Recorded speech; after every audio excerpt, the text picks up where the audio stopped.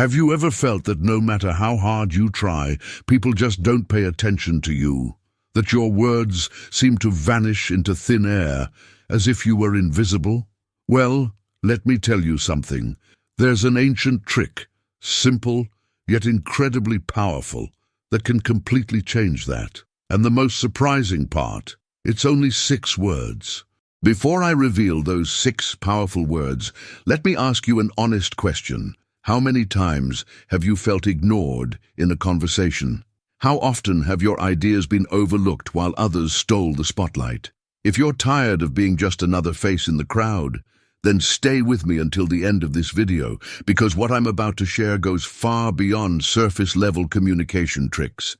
This is pure Stoic wisdom, tested for over 2,000 years. Marcus Aurelius, Roman emperor, and one of the greatest Stoic philosophers in history, knew exactly how to earn attention and respect from those around him. He didn't rely on manipulation or fake charm. He understood something deep about human nature, something most people completely overlook. And today, you're going to discover that secret. But first, if you want to change the way people see you and finally feel heard and valued, subscribe to the channel and turn on notifications right now. Because what I share here isn't just another empty motivational video.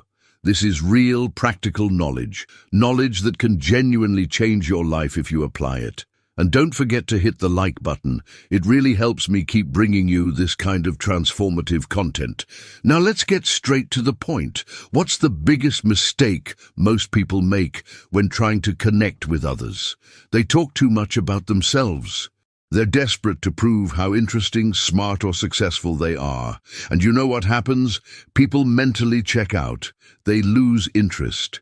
Because deep down, every single one of us has a natural, powerful desire to be understood. The Stoics understood this perfectly. Epictetus, another great Stoic teacher, said that we have 2 ears and 1 mouth for a reason, so we can listen more and speak less. Sounds simple, right? But how many people actually practice this? How many conversations have you been in where the other person was just waiting for their turn to talk, not truly listening? Now imagine the opposite. Imagine someone who genuinely listens to you, someone who asks thoughtful questions and shows real interest in what you have to say. How would that make you feel? Valued, important. That person would instantly stand out in your mind. You'd remember them. You'd want to be around them. And here's the first major Stoic lesson on how to make anyone interested in you. Stop trying to be interesting. Start being genuinely interested in others. Seneca, advisor to emperors, wrote that true influence doesn't come from how much we talk, but from how deeply we care. But hold on, because that's not all. Simply listening isn't enough. There's a specific way of communicating, a technique the Stoics mastered, that I'm about to share with you. And this is where the 6 words come in. These 6 words are not a magic phrase you repeat like a robot. They represent an attitude, a mindset that when applied correctly makes people feel something special around you. They begin to trust you. They open up. They want to be near you. Do you know the most valuable thing someone can give you? It's not money. It's not a favor. It's attention. In a world where everyone is distracted, glued to their phones, lost in their own thoughts, someone who truly pays attention becomes rare, and rare things are valuable. Marcus Aurelius wrote in his Meditations that we should treat every interaction as if it might be the last time we see that person. Imagine living like that. Imagine speaking to someone with that level of presence, focus, and genuine attention. How do you think they would feel? They would never forget you. But let me be honest with you, most people won't apply what I'm teaching here. And do you know why? Because it requires effort. It requires setting your ego aside. It requires stopping your inner monologue for a few minutes and truly connecting with another human being. And that's hard. Our natural instinct is to protect our ego, to prove our worth, to show that we matter. The Stoics called this vanity, and they knew vanity is a prison. When you're trapped in the need for external validation, you're never truly free. But when you let go of that, when you stop trying to impress and start genuinely caring, something powerful happens. People feel it. They may not be able to explain it, but they sense that you're different, that you're not trying to take something from them, that you actually care. And that creates an instant, deep connection, far beyond shallow small talk. So what are the 6 words? I'll reveal them now, but first understand this. Without the right intention, these words won't work. They'll sound empty, mechanical. The power isn't in the words themselves, it's in what's behind them. The 6 words are, how do you feel about that? Sounds simple, right? Maybe even disappointing at first. But let me explain why this question is so powerful. First, it shifts the focus away from you and onto the other person. Second, it goes beyond facts and reaches emotions. Third, it shows that you care, not just about what happened, but about how that person is experiencing it. Think about your recent conversations. How often has someone genuinely asked how you felt about something? Most people stay on the surface. What happened, when it happened, who was involved? Very few ever stop to ask, how did that make you feel? When you ask that question, you're telling someone your feelings matter. You matter to me. And that, my friend, is something we all desperately want to hear, even if we never say it out loud. Epictetus taught that it's not events that disturb us, but our judgments about them. In other words, facts are neutral. What truly matters is how we feel about them. And when you recognize that in someone, when you validate their emotional experience, you build a bridge of deep connection. But be careful, this only works if it's genuine. If you ask this question as a technique, without truly caring about the answer, people will notice. They may not consciously realize it, but they'll feel that something is off. Authenticity cannot be faked. So before using these 6 words, you must do something even more important. You must genuinely care. You must cultivate what the Stoics called philanthropia, a sincere love for humanity. Marcus Aurelius constantly reminded himself that we are all part of the same whole, that we are deeply connected. When you see people not as competitors or obstacles, but as fellow travelers on this journey called life, everything changes. Your communication changes, your presence changes, your energy changes, and people feel it. Now I know what you're probably thinking. Now I know what you might be thinking, but what if I genuinely don't care? What if I'm just trying to make a good impression on someone who could help me professionally, or on someone I want to impress or attract? Well, here's the hard truth the Stoics were never afraid to say. If you can't find a genuine reason to care about another person, the problem isn't them. The problem is you. Seneca wrote that a wise person is never lonely because he carries all of humanity within himself. What did he mean by that? He meant that when you develop real compassion, when you recognize that everyone is fighting their own battles, facing their own inner demons, you naturally begin to care. Think about it. That arrogant person who gets under your skin, they're probably hiding deep insecurity. That person who seems cold and distant, maybe they've been hurt so many times they've built walls to protect themselves. That person who talks endlessly about themselves, they're likely desperate for validation they never received. When you start seeing people through this Stoic lens of compassion, everything changes. And then, when you ask how they feel, the question comes from an authentic place. And people can sense that. They feel that you genuinely want to know. But those 6 words are only the beginning. There's a second layer to this technique that most people never discover.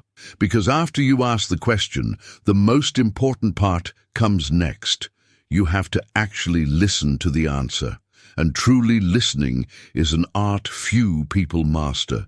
The Stoics practiced something we now call mindfulness long before it became a buzzword. Marcus Aurelius trained himself daily to be fully present in every moment, in every interaction. He knew that when your mind is drifting, stuck in the past, or anxious about the future, you miss the opportunity to genuinely connect with what's happening right now. So here's the challenge. The next time you talk to someone, really listen. Don't think about what you're going to say next. Don't plan your clever response. Don't mentally check your to-do list. Just listen. Pay attention to their words, their tone of voice, their body language. And when they finish speaking, pause. Yes, pause. Let the silence exist for 2 or 3 seconds. Why? Because it shows that you actually processed what they said, that you're reflecting on it. Most people respond immediately, as if conversation were a speed competition, but the wise know that silence has power. Epictetus taught his students to master the art of pausing before speaking. He said that between stimulus and response there is a space, and in that space lies our power to choose our response. When you pause, you demonstrate self-control. You show that you're not reacting automatically, but responding intentionally. And here's another powerful secret. After someone tells you how they feel, ask follow-up questions. Don't change the subject. Don't redirect the conversation back to yourself with, "Oh yeah, that reminds me of this one time when I..." No, keep the focus on them. Ask more. Go deeper. For example, if someone says they're feeling frustrated at work, don't say, "Yeah, I get frustrated too sometimes." Instead, ask, "What specifically has been the most frustrating?" Or, "How have you been dealing with that?" Or, "What do you think could help improve the situation?" See the difference. You're digging deeper. You're giving them the chance to process their own feelings, maybe in a way they never have before. And you know what happens when you do this? They start to feel understood. And when people feel understood, they form bonds. Marcus Aurelius had an interesting daily practice. He wrote reflections about the people he interacted with, trying to understand their motivations, their fears, their desires.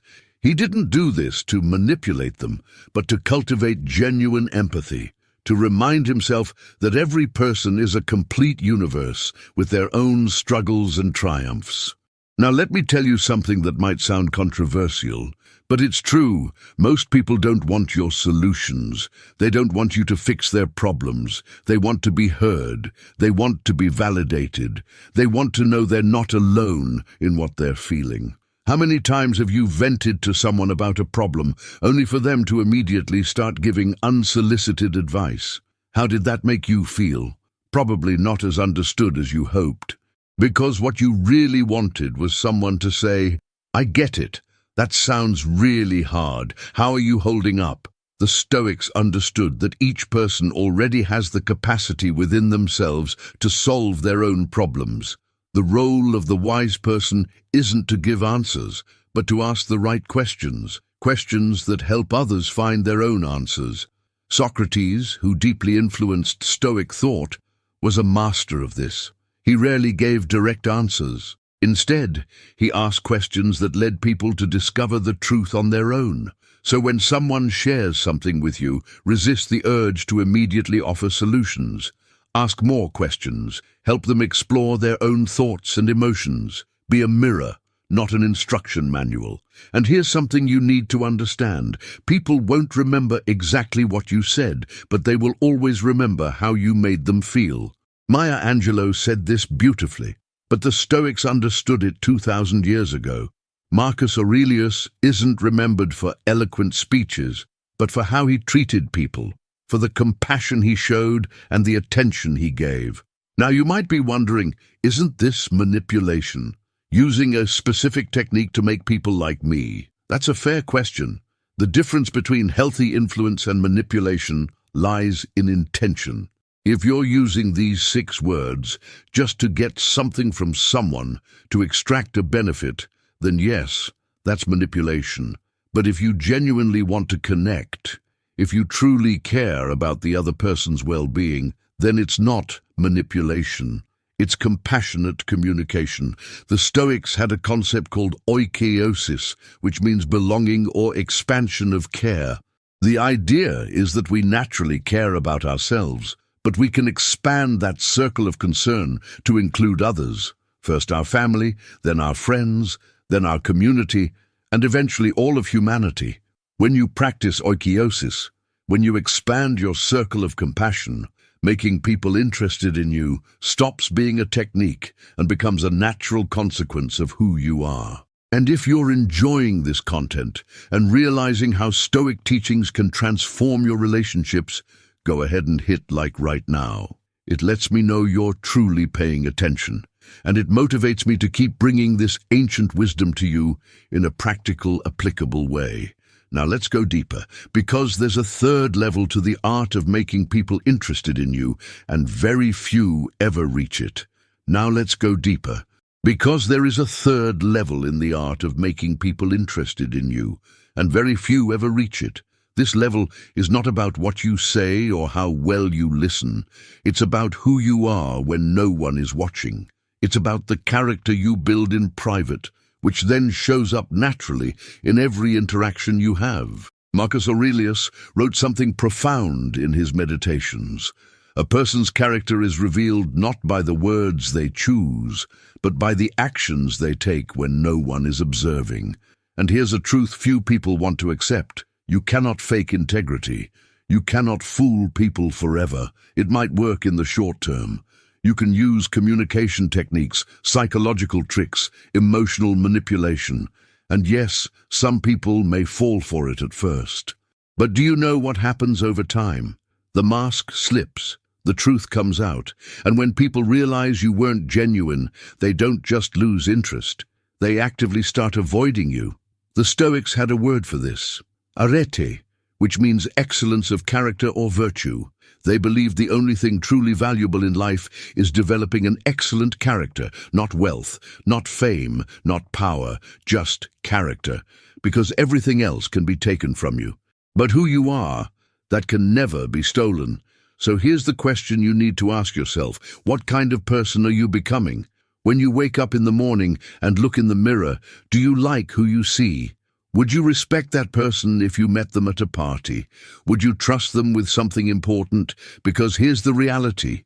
You can learn every communication technique in the world. You can memorize perfect scripts, rehearse your answers, study body language. But if inside you are insecure, envious, petty, it will leak out. People will feel it. Maybe not consciously, but they will sense that something is off. Epictetus had students who came to him wanting to be more persuasive, more influential. And do you know what he told them? He said, first, become the kind of person who deserves to be heard. Develop wisdom, develop courage, develop self-discipline, develop justice. When you have these virtues, people will naturally want to listen to what you have to say. This is radically different from the modern mindset, isn't it? Today, everyone wants shortcuts. Everyone wants quick techniques. 5 hacks to be more interesting. 3 tricks to make anyone like you. 10 phrases that make you irresistible. But the Stoics knew there are no shortcuts to what truly matters. Building character takes time. It takes daily effort.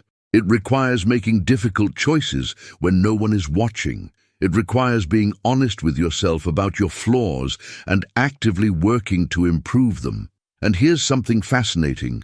When you truly do this inner work, when you genuinely become a better person, you stop worrying so much about whether people like you or not, because you develop a solid foundation of self-respect. You know who you are, and that is infinitely more valuable than the shallow approval of strangers. Marcus Aurelius was the most powerful man in the world in his time, Emperor of Rome. He could have demanded admiration, agreement, constant praise.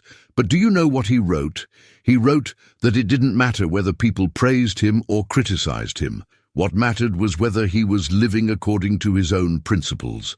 Think about the freedom that brings. Imagine not needing constant validation from others. Imagine walking into any room, talking to anyone, without that paralyzing fear of rejection, because you know your own worth. You're not begging for approval. You're offering genuine connection to those who are ready to receive it. And ironically, when you stop desperately trying to make people like you, more people start liking you, because you become authentic. You lose that needy, desperate energy that pushes people away. You become magnetic, not because you're trying, but because you're genuinely being yourself. But be careful. Being yourself does not mean being rude. It does not mean saying everything that crosses your mind without a filter. It does not mean neglecting your social skills. The Stoics were masters of self-improvement. They constantly worked to become better communicators, better listeners, better friends. The difference is this: they didn't do it to manipulate others. They did it to serve better. Seneca said that we are born to help one another. And how can you help someone if you don't know how to communicate effectively? How can you serve if you don't know how to listen to people's needs? So yes, develop your social skills, learn to ask better questions, practice listening more attentively, study body language. But do all of this with the intention of becoming a better human being, not just a more manipulative one. And here is another fundamental Stoic principle that will transform your relationships. Accept that you cannot control what others think of you. You can only control your own actions. Marcus Aurelius reminded himself of this constantly. He said we waste an enormous amount of time and energy worrying about other people's opinions, when the only opinion that truly matters is our own. This doesn't mean becoming arrogant or completely ignoring feedback. It means not basing your sense of worth on what others think, because when you do, you become a chameleon. You change colors depending on who you're with. You lack a solid identity, and people feel that instability. On the other hand, when you have a strong identity grounded in clear principles, people trust you. They know what to expect. They know you won't change your values just to please them. And paradoxically, that makes them respect you more, not less. Epictetus recommended a powerful exercise to his students. Every night before going to sleep, they should review their day and ask 3 questions. Where did I fail today? What did I do well? What could I have done better? This daily practice of self-reflection is transformative, because when you honestly examine your behavior, you start to notice patterns. You realize you constantly interrupt people, or you make everything about yourself, or you judge others too quickly without knowing the full story. And once you see these patterns, you can work to change them. Not overnight, of course. Real change takes time, but day after day, week after week, month after month, you become a better version of yourself, and the people around you notice, maybe not consciously, but they feel that something is different. Here's what's truly fascinating: when you genuinely work on your character, when you become more compassionate, more attentive, more present, you attract better people into your life. Because quality people recognize quality. They gravitate toward others who are also doing the work. The opposite is also true. When you're stuck in manipulation games, trying to impress everyone, pretending to be someone you're not, you attract superficial people, people who are also pretending. And then you get trapped in a cycle of shallow relationships that never lead anywhere meaningful. Marcus Aurelius wrote that we should surround ourselves with people who elevate us, who challenge us to be better, who live according to the same principles we value. And at the same time, we should strive to be that kind of person for others. So here's the real challenge. Do you want people to be interested in you for who you truly are, or for a fabricated version you think they'll like? Because one of those paths leads to real, lasting connection. The other leads to exhaustion and loneliness, even when you're surrounded by people. The choice is yours, but the Stoics already knew the right answer more than 2,000 years ago. The choice is yours, but the Stoics already knew the right answer more than 2,000 years ago. And now, I'm going to tell you something that might sound shocking. Most people will never truly be interested in you. And you know what? That's okay. In fact, it's liberating once you accept it.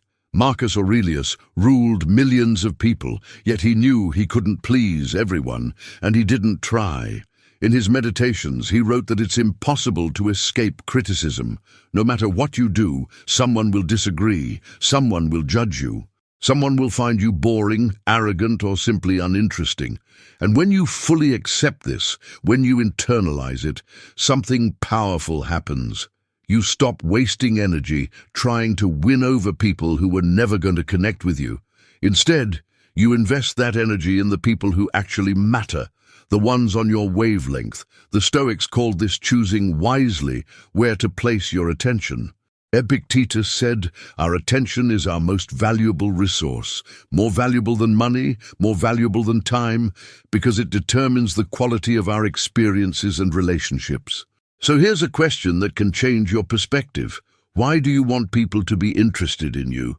What's the real motivation behind it? Is it because you feel incomplete without external validation? Because you think popularity will make you happy? Because you want to use people to get something? Or is it because you genuinely value authentic human connection? Because you want to share ideas, experiences, growth? Because you believe we're better together than alone? Your honest answer will shape your entire approach. And the Stoics were brutally honest with themselves. They didn't allow comforting lies. They examined their motivations with the same ruthless clarity a surgeon brings to a tumor that needs to be removed. Seneca had a friend named Lucilius, to whom he wrote profound letters about life and philosophy. In one of them, he said something striking: "Don't seek many friends, seek true friends. Because 1,000 shallow acquaintances aren't worth a single friend who truly knows and accepts you as you are." That runs against everything modern society teaches us, doesn't it? Today it's all about more followers, more connections, more contacts, quantity over quality. But the Stoics knew this was a trap. You can be surrounded by people and still feel deeply alone. So instead of trying to make everyone interested in you, what if you became more selective? What if you identified the people who share your values, your worldview, your desire to grow, and invested deeply in those connections? Here's the beautiful paradox. When you stop trying to please everyone and start being more authentically yourself, you naturally attract the right people, the ones who value exactly what you bring, the ones with whom you'll have real conversations, not just polite small talk. Marcus Aurelius kept a small circle of trusted advisors and close friends. He didn't try to be friends with every senator, every general, every Roman citizen. He chose carefully where to spend his time and energy. Those choices shaped not only his life, but the course of the Roman Empire itself. Now let's return to those 6 words. How do you feel about that? When you ask this, you must be ready to hear uncomfortable things. Sometimes when people truly open up, they share pain, frustration, anger, fear.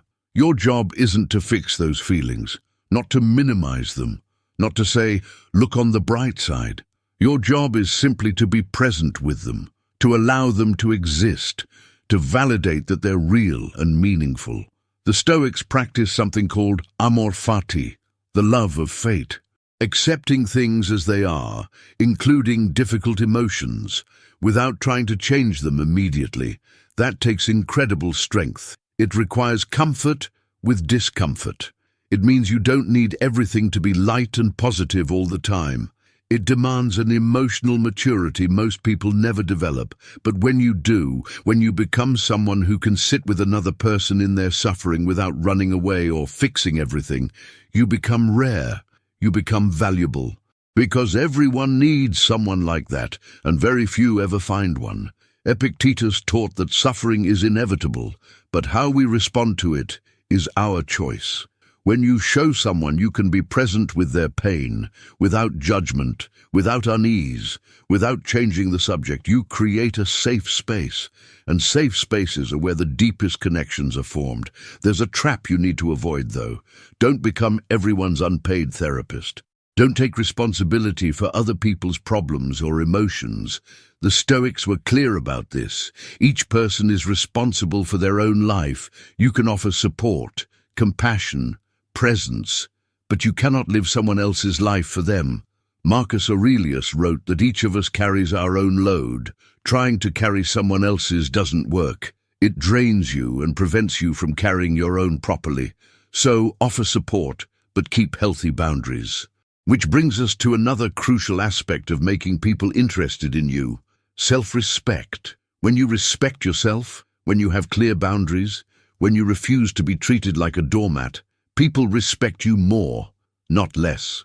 Because here's what happens to people who say yes to everything, who are always available, who never stand up for themselves. They start being seen as weak, easy, guaranteed. And ironically, people lose interest in them, even though they're doing everything right on paper. The Stoics valued courage above almost everything, And courage isn't just facing physical danger, it's having the courage to say no, to set boundaries, to walk away from relationships that no longer serve you, to be honest with yourself, even when it disappoints others. Seneca put it powerfully: it's better to conquer yourself than to win 1,000 battles.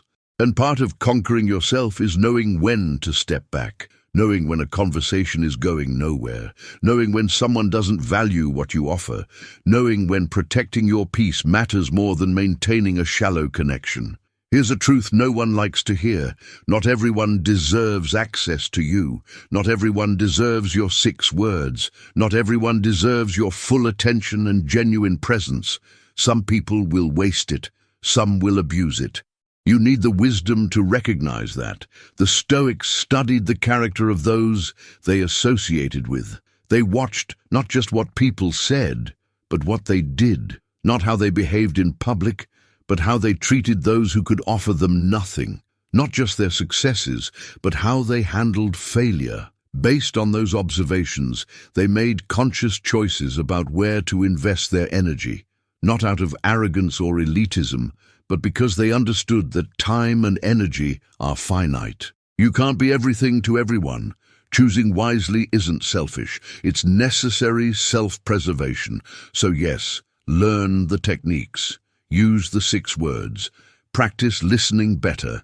Develop genuine empathy, but also develop discernment. Learn to recognize who truly values you and who is simply using you. So yes, learn the techniques. Use the 6 words. Practice listening better. Develop genuine empathy, but also develop discernment.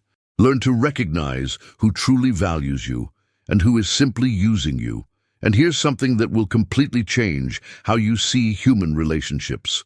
The most interesting people are the ones who need to be interesting the least. Think about that for a moment. The people you truly admire, the ones you genuinely want to be around, are they constantly trying to impress you, or are they simply who they are, with a quiet confidence, a grounded presence that doesn't need external validation? Marcus Aurelius had this quality. Historians of his time described how he would enter a room without fanfare, without demanding attention, yet everyone still noticed him. Why? Because he was comfortable with himself. He wasn't trying to be anything other than what he was, and that authenticity was magnetic. The Stoics called this ataraxia, which means inner tranquility. It's the state where you're not constantly agitated, not obsessing over what others think, not trying to control things beyond your control. You're simply at peace with who you are and where you are on your journey. And when you reach that state, even if only at times, people feel it. They sense that there's something different about you, that you're not playing the same games everyone else is playing, that you're not competing for their attention. And paradoxically, that makes them want to give you their attention. But let's get practical. How do you actually develop this? How do you move from constantly seeking approval to being centered within yourself? The Stoics had specific practices for this, and I'll share the most powerful ones with you. First practice: start each day by remembering that you will die. I know it sounds morbid, but Marcus Aurelius did this every day. He reminded himself of his own mortality. And do you know what it did? It put everything into perspective. That argument you had, insignificant in the face of eternity. That person who didn't like you? What does it really matter when both of you will be dust in 100 years? This practice, called memento mori, isn't about being pessimistic. It's about living with urgency and purpose. It's about not wasting your precious days worrying about things that don't matter.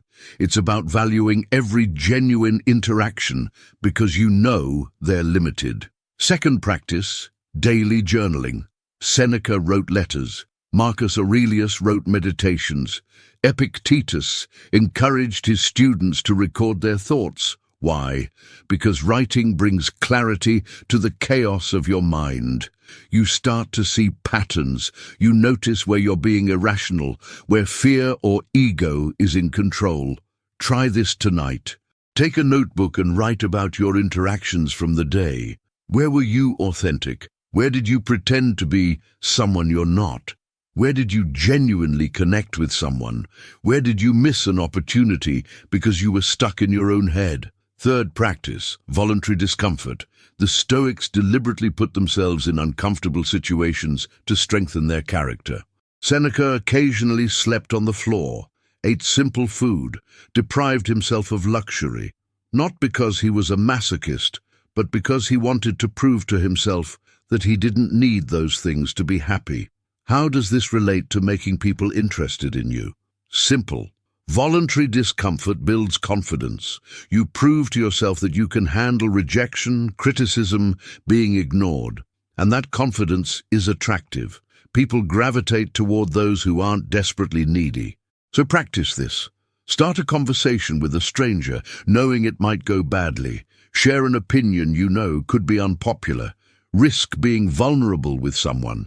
And when it doesn't go well, when someone rejects or criticizes you, notice that you survived, that it wasn't the end of the world, that you're more resilient than you thought. Fourth practice, premeditatio malorum, or negative visualization. Before an important interaction, the Stoics imagined everything that could go wrong, not to be pessimistic, but to be prepared, to remove the fear of the unknown. So before that big meeting, that date, that difficult conversation, imagine the worst-case scenario. Imagine the person not liking you. Imagine saying something embarrassing. Imagine failing completely. Then ask yourself, would I survive this? And the answer is always yes. You would survive. You would continue. And when you remove the fear of the worst outcome, you're freed. You can enter the situation relaxed, present, authentic, because you've already made peace with what could go wrong. Ironically, that's when you perform better. That's when you connect more deeply. Now, there's something I need to tell you, and you may not like it, but it's true. You cannot make everyone like you without betraying yourself. And the choice you make between pleasing others and being true to yourself will define your entire life. Marcus Aurelius faced this constantly. As emperor, he could have made his life easier by being permissive, by letting people do whatever they wanted, by agreeing with everyone. But he didn't. He held to his principles, even when it made him unpopular. And in the end, he's remembered as one of Rome's greatest emperors precisely because of that. Epictetus was even more direct. He said that if you try to please everyone, you'll end up pleasing no one, including yourself, because you'll become formless, constantly shifting to meet others' expectations. And people sense that inconsistency. They don't trust it. Here's what you need to understand. The people who will truly be interested in you, the connections that actually matter, will appear when you are more yourself, not less. When you stop trying to fit in and start simply existing as who you really are. Yes, that means some people won't like you, some will judge you, some will reject you. And you know what? Those aren't your people. And that's okay. In fact, it's perfect. Because every no frees you to find a more authentic yes. Seneca wrote that he would rather have one true friend than be friends with everyone. And he was absolutely right. Real friendship, real connection, genuine interest, all of it requires depth. And depth is impossible when you're spread thin, trying to be everything to everyone. So use your 6 words. How do you feel about that? But use them selectively. Use them with people who show they deserve your energy, your presence, your attention. Use them when you genuinely care about the answer. Use them as a tool for connection, not manipulation. And while you do that, work on your character. Every day, be a little braver, a little more honest, a little more compassionate, a little more present. Because in the end, techniques are just tools. What truly makes people interested in you is who you are when no one is telling you what to say. Marcus Aurelius had a habit of asking himself every night, was I a little better today than yesterday? Not dramatically better, not perfect, just a little better. And over the years, those small compounded improvements turned him into the philosopher king we still study more than 1800 years later. You have that same potential. You can become someone magnetic, interesting, valuable to others, not through cheap tricks or superficial manipulation, but through the hard, honest work of becoming a better human being. And here's the final and most important part. And here is the final and most important part that brings everything we've talked about together. Because in the end, getting people to be interested in you was never really about you. It was always about them.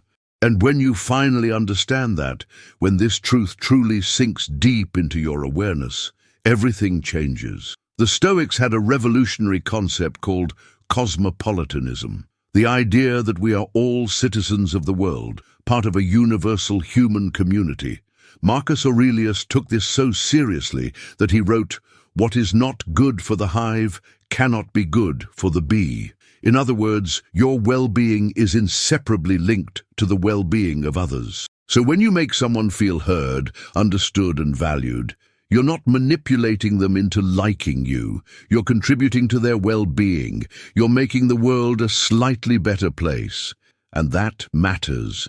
That has real meaning. Think about the most memorable conversations you've ever had in your life, those moments when you truly connected with someone, when you felt genuinely understood, when you walked away feeling lighter, more energized, more hopeful.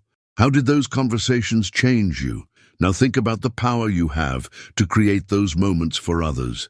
Every day, you encounter people carrying invisible burdens, struggles no one sees, fears no one knows, and with just 6 words, how do you feel about that? You can open a door. You can create a space where that person can, even if only for a few minutes, set their burden down. Epictetus taught that we have 2 roles in life, the role we choose and the role that is given to us. And one role that is given to us, simply by being human, is to care for one another, not in a suffocating or intrusive way, but in a respectful, compassionate, and present way. And here's something profound.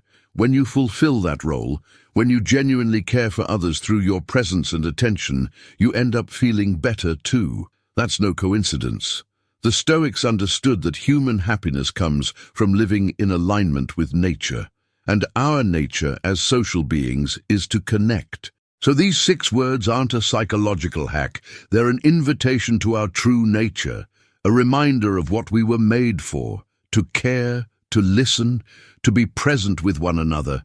But let's be honest about something. You're going to fail at this sometimes. There will be days when you're so wrapped up in your own problems that you won't be able to genuinely care about others. There will be conversations where you interrupt, where you make it all about yourself, where you miss the opportunity to truly connect. And you know what the Stoics would say about that? They'd say, "That's okay, you're human. What matters isn't perfection, it's direction. Are you moving in the right direction? Are you trying to be better? Are you learning from your mistakes?" Marcus Aurelius failed constantly. He admitted it in his meditations. He grew impatient. He judged others. He let his ego take over, but every night he reflected on those failures. He acknowledged them, and he recommitted to doing better the next day. That's the journey. It's not about being perfect today. It's about being a little better than you were yesterday, and a little better tomorrow than you are today. It's about progress, not perfection. Direction, not destination. Now, I want you to do something for me. Think of someone in your life who you feel doesn't give you enough attention. Someone you wish were more interested in you. It could be a friend, a family member, a romantic interest, or a co-worker. Do you have someone in mind? Now here's the hard question. When was the last time you asked that person how they feel about something important in their life? When was the last time you truly listened, without interrupting, without making it about you, without trying to fix everything? Because here's the uncomfortable truth. Often, the reason people aren't interested in us is because we aren't genuinely interested in them either. We want attention, but we don't want to give it. We want to be heard, but we don't want to listen. We want connection, but we don't want to do the work that real connection requires. Seneca had a devastating line. We suffer more in imagination than in reality. And many times, our feeling of being ignored or uninteresting has more to do with our own insecurity than with reality. We assume people don't care, so we don't open up. We protect ourselves, and then complain that no one really knows us. The Stoics challenge us to be brave, to risk vulnerability, to take the first step, not in a needy or desperate way, but in a genuine and open one. Asking, "How do you feel about that?" takes courage, because you're inviting someone into a deeper level of connection. And that's risky. But you know what's riskier? Going through life stuck in shallow connections, never truly knowing anyone, never truly being known, always staying on the surface, always safe, always guarded, always alone. Marcus Aurelius wrote something that gives me chills every time I read it. Soon you will be ashes or bones, a mere name, perhaps not even that, and even the name is just sound and echo. The things we cling to so tightly in life are hollow, decayed, insignificant. He wasn't being nihilistic, he was being honest. He was reminding us that in the grand scheme of things, our social anxieties are tiny, our fear of rejection, insignificant, our need for approval, empty, our chase for popularity, futile. So what really matters? Genuine human connection, moments of true understanding, conversations that touch the soul, relationships built on authenticity, not performance. That's what lasts. That's what has real meaning. So here's my final challenge to you. In the next 24 hours, use these 6 words with someone. How do you feel about that? But don't use them mechanically. Use them with real intention. Choose someone. Ask the question and truly listen to the answer. Give that person the gift of your full attention and watch what happens. Notice how the energy of the conversation shifts. Notice how the other person opens up.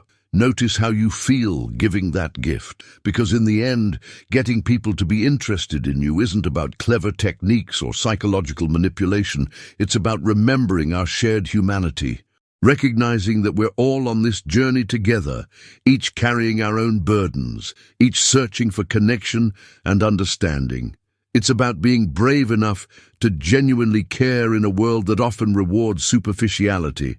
The Stoics left us a legacy of wisdom that has lasted for centuries, and that wisdom can be summed up in one simple idea: live with virtue, treat others with dignity, and remember that we are all part of the same whole. When you truly live this, not just understand it, you become magnetic, not because you're trying, but because you're being genuinely human. If you watched until the end, comment below, "I choose real connection," because that's the commitment you're making. Not to shallow techniques, but to deep authenticity. Not to manipulation, but to compassion. Not to performance, but to presence. And if this content resonated with you, if these Stoic ideas touch something inside you, then subscribe to the channel now. I'll continue bringing this ancient wisdom in a practical, applicable way for modern life. Like the video, share it with someone who needs to hear this, and I'll see you in the next one. On screen, you'll see 2 videos that go even deeper into Stoic teachings. One on how to build unshakable confidence using Stoic principles, and another on how to handle rejection and criticism like a Stoic. Both will completely change how you see yourself and your relationships. Remember, you already have everything you need to create deep, meaningful connections. You just need the courage to be genuine, the wisdom to listen, and the compassion to truly care. Marcus Aurelius, Epictetus, and Seneca lived more than 2,000 years ago. But their words still echo today because they touch something eternal in the human experience. And now you carry that wisdom with you. Use it wisely. Use it kindly. Use it to make the world a slightly better place, one conversation at a time. Thank you for being here. Thank you for caring. Thank you for striving to be better. I'll see you in the next video. Until then, be authentic, be brave, and above all, be human.